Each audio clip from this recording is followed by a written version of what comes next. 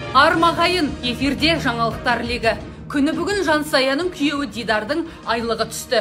Несін жасырамыз? Айлығы 150 мың теңгені құрайды. Ал Жансаяның қолына сол бюджеттен бөлінгені 45 мың теңге.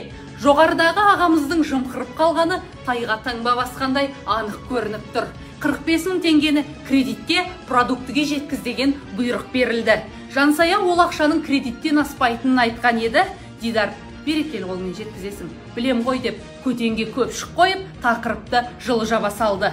Ал берекелі қолдың лимиті біткелі қашан. Онымен қоймай өзі берген ақшадан күнделікті сұрайтыны тағы бар.